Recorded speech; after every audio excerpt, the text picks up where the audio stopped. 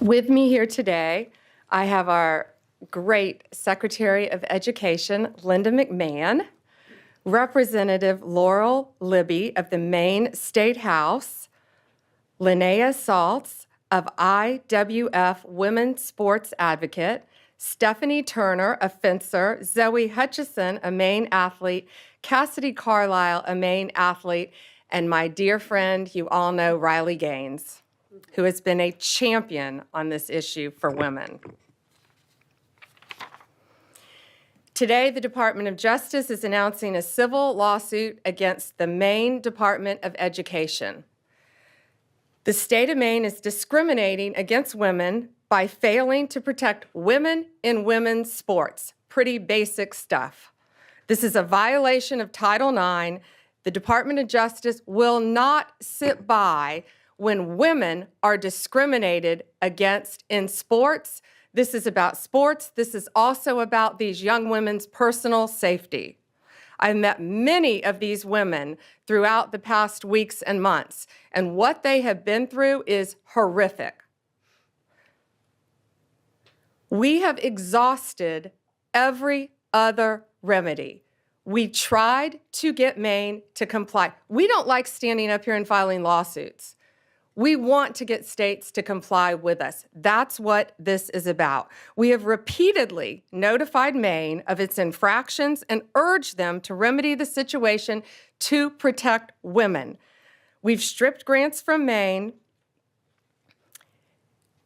through other departments, and we are going to continue to fight for women. Let me give you some examples. Let me give you a timeline. This timeline, I think, is pretty important.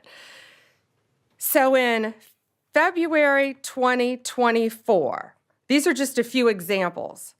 A biological boy started competing in women's ski races and cross-country races in Maine. He came in first in the 5K with a time that would have been 43rd among men.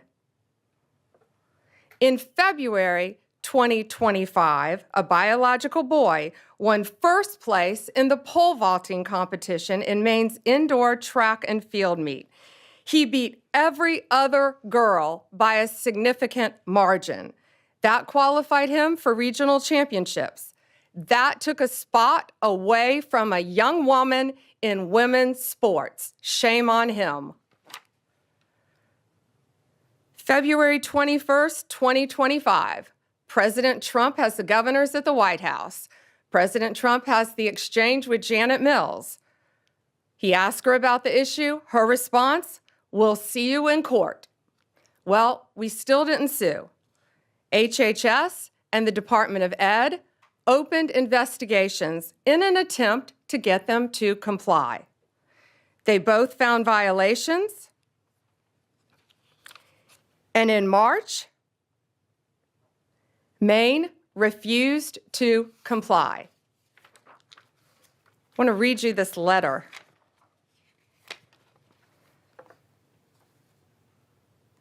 This is from the Maine Attorney General to the Department of Education. We will not sign the resolution agreement. We do not have revisions or a counterproposal. We agree we are at an impasse.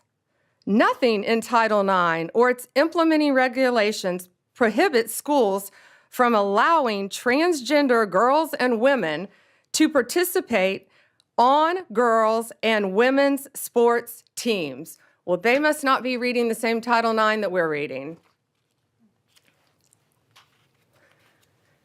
We believe they are failing to protect women. And it's not only an issue in sports, it is a public safety issue. These boys are allowed to go in women's restrooms. They are allowed to go in the women's dressing rooms and get fully naked and change in biological boys and change clothes in front of these young women. Maine's leadership has refused to comply at every turn. So now we have no other choice. We are taking them to court. What we are seeking an injunction to get them to stop this, stop what they're doing. That's pretty simple. And we are seeking to have the titles returned to the young women who rightfully won these sports. And we are also considering whether to retroactively pull all the funding that they have received for not complying in the past. And I'm so proud of these brave young women standing behind me. I see and lots of parents in the front too, and I've met you. Thank you to the parents for supporting your daughters and telling them it's okay to fight back and stand up for what they believe in. Some of these young women have endured vicious injuries too as a result of boys playing in their sports. It's my honor now to introduce to you our Secretary of Education, Linda McMahon.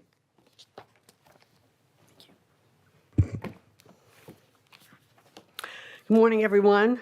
I don't think our case could have been stated any better than it was just presented by our Attorney General, Pam Bondi. And I thank you very much for your participation this morning, and I will echo Attorney General's comments about how brave these women are, these young women.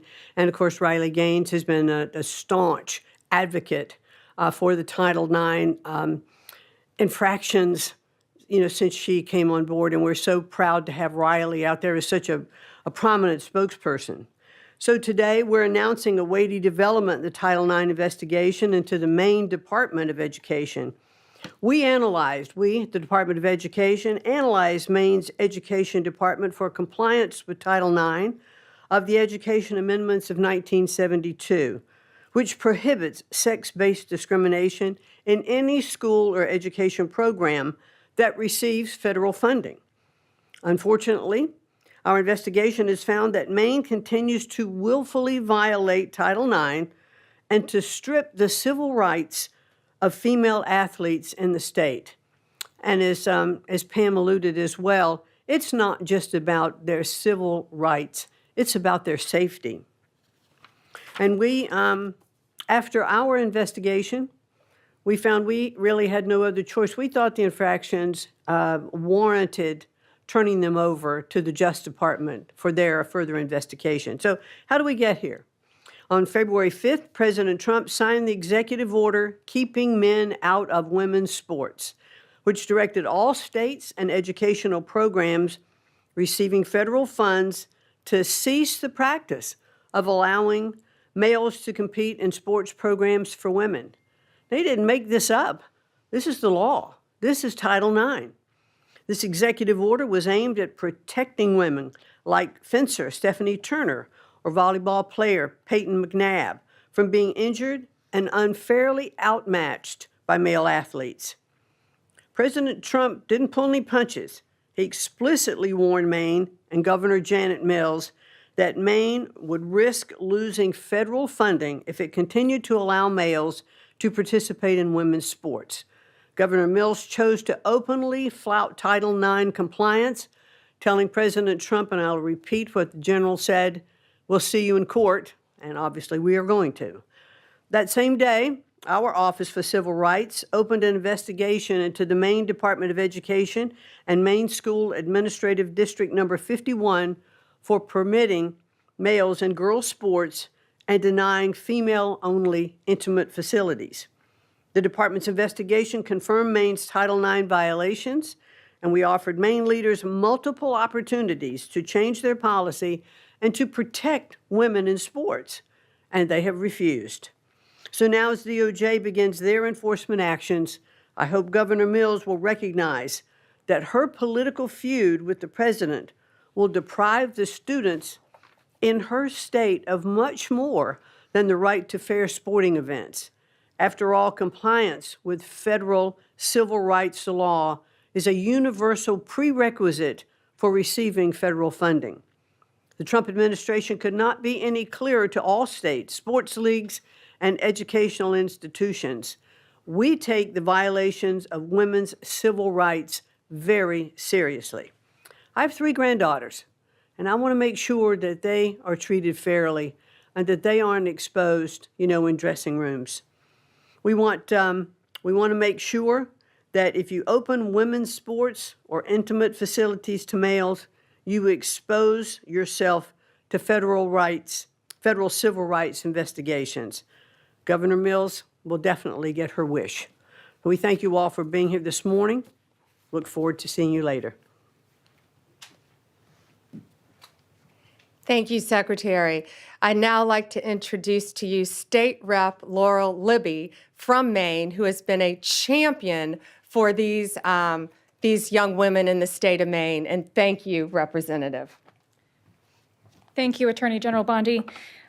It's unfortunate that we have to be here today because Governor Mills and legislative Democrats, along with the Maine Principals Association, continue to persist in discriminating against Maine women and girls. They are out of alignment with 2/3 of Mainers who believe that biological males have no place in girls' sports. Earlier this week, MSAD 70 School Board voted unanimously to align with Title IX. They're in alignment with 2/3 of my fellow Mainers. And I would encourage other school boards throughout Maine, I would exhort you to speak up for Maine girls similarly and vote to align with Title IX. I thank you to the Trump administration and AG Bondi for taking action on behalf of our girls and helping to ensure a safe, fair, and level playing field in Maine. Thank you. You know, President Trump, before he was elected, this has been a huge issue for him. Pretty simple. Girls play in girls' sports, boys play in boys' sports. Men play in men's sports, women play in women's sports. And he got to know a great young woman during that time named Riley Gaines, and we are all so proud and honored to have her here with us. Riley has been a champion nationally for this issue. Riley, please join us. Well, goodness gracious, it's an honor to be here, to stand beside, of course, Secretary McMahon, Attorney General Bondi, these amazingly brave athletes, Representative Libby. But truthfully, I'm frustrated. I'm frustrated that we have to be here, that we as women have to stand before you all on national television demanding equal opportunities, demanding privacy in areas of undressing, demanding safety in our sports. Amazing to me that we are still here fighting this fight, that the Democratic Party has really doubled down, tripled down, quadrupled down on their ridiculous stance, but that's exactly what they've done. Let me tell you what sports has done in my life. Of course, in terms of athletic achievement, I very proudly finished my career as a 12-time NCAA All-American, a 5-time SEC champion, actually the SEC record holder in the 200 butterfly, making me one of the fastest Americans of all time. A 2-time Olympic trial qualifier, SEC Scholar Athlete of the Year, SEC Community Service Leader of the Year. The list goes on, but again, just to really reiterate, it's a lifelong journey. It's how I met my husband. It's what gave me my lifelong friends. It taught me how to be a leader. It taught me how to set goals and work to achieve those goals. All things that, of course, I'm utilizing in my life now beyond sports, that leadership in Maine, Governor Mills, Democratic leadership really across the nation, that's what they're denying girls and women of.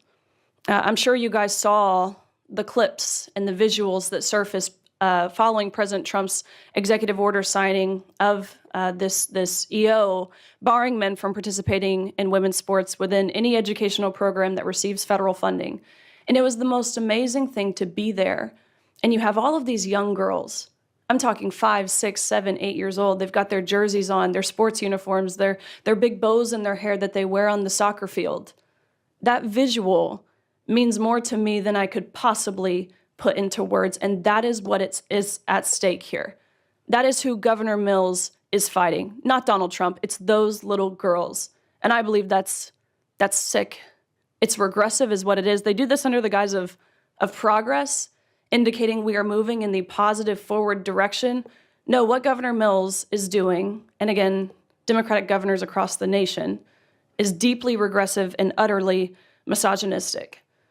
Over the past 3 years, I've had the opportunity to speak to countless girls in Maine and again across the country, countless parents, coaches who all virtually say the same thing. Why wouldn't anyone protect my athlete? Why wouldn't anyone protect my daughter? Why wouldn't anyone protect me?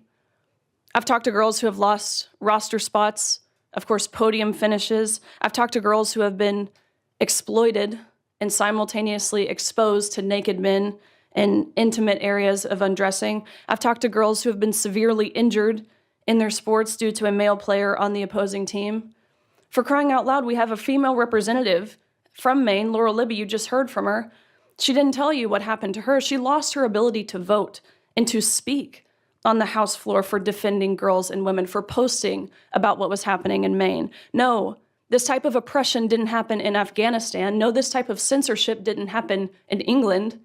It happened right here in America under Democratic leadership. Again, this isn't progress. I would describe this as betrayal.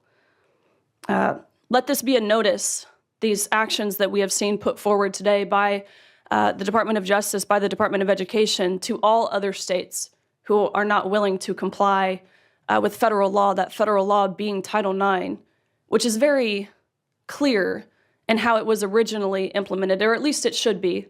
We never knew we had to define this word sex until these both elected and unelected bureaucrats started to go through the back door and reinterpret this word to mean what they want it to mean. Originally implemented in 1972, it was only 37 words, very brief.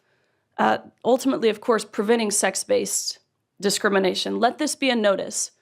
California, Minnesota, the likes thereof. If you do not comply with federal law, you do not get to reap the benefits of complying with federal law. Of course, one of those benefits being receiving federal funds. Women are protected and recognized under federal law, again, that law being Title IX. The U.S. government under President Trump, including the Department of Justice, including the Department of Education, will not stand by and ignore when the federally protected rights of women and girls are being violated. Again, that encounter between Governor Mills and President Trump went viral for really all of the right reasons. I think she thought she had this mic drop moment when she said, "I'll see you in court." Guess what? You will, because President Trump is a man of his promises. That was his campaign slogan. That's what we've seen delivered. Promises made, promises kept. This is another one. People, the American people, girls, women, boys, men, old, young, white, black, gay, straight, none of those identity factors matter. We want transparency. And we want accountability. Again, we voted overwhelmingly in favor of that on November 5th. And accountability is back in the White House. So I stand before you all today, and I thank you, again, Secretary McMahon, Attorney General Bondi. I thank you on behalf of course, myself, but I think more importantly, my younger sister, of all the women and girls who have dreams, like I did when I was young, to achieve, to succeed in my sport and beyond. So thank you. Riley, thank you. And Zoe would now like to say something. Tell us about your sport too, Zoe. So I compete in soccer and indoor track and outdoor track. And like was mentioned previously today, I had to watch at the Maine Class B State Indoor Track Championship as my close friend and my teammate and other female competitors lost the state championship to a biological male. And this was heartbreaking for me to have to watch. And Riley said that it's betrayal, and that's what it is. It is the job of our elected officials to protect our young female athletes, and they have failed to do that. We walk into sports expecting to have a level playing field, and to walk into the state championship to see a biological male there and to lose to a biological male, that's betrayal. And so I am extremely grateful to AG Bondi for standing up for us when our elected officials aren't doing that. And on behalf of the girl athletes in Maine, I just want to say thank you all, and I look forward to having a level playing field back after this fight. So thank you. And Cassidy wants to say a few words. My first experience was when I was 13 years old. I was going to change for gym, and I walked into the locker room, and there was a biological male there. From that point on, my junior year, I competed in Nordic skiing and lost to a biological male numerous of times. I am fighting this fight for generations to come. And the fact that our governor can look the women of our state in the eyes and say, I'm not going to fight for you, is heartbreaking, and it's betrayal, like Riley said. I just want to thank all these women standing behind me and President Trump for fighting for us, because even though my own governor isn't fighting for me, I know there are people out there fighting for me. Thank you, Cassidy. It takes a lot for these young women to be standing up here saying this too. And again, I'm looking at their amazing parents in the front row who have supported them, who I've gotten to know, who are protecting them every step of the way and telling them that they have a voice to stand up for themselves and future generations of young women to come and many athletes. Gates, should we take some questions? Yeah, absolutely. Questions? Mary Margaret, Daily Wire. Thank you, Attorney General Bondi. I wanted to ask if there's other states that you're focused on. Which ones are next for these types of abuses, including men and women's prisons? Well, first we're looking at, for this, we're looking at Minnesota, we're looking at California, we're looking at many, many states, but they are the top two that should be on notice because we've been communicating with them. And just like Maine, we're not going out there, we don't want to be suing people, we want them to comply with the law. And that's what we're doing. We have given them opportunity, Maine, an opportunity over and over again. The Department of Education, HHS, they went and sat down with them in person, multiple meetings, and got nowhere. So now this is where we are because they refuse to protect young women in their state. So yes, Minnesota, California, multiple states. As far as prisons, had nothing to do with Title IX.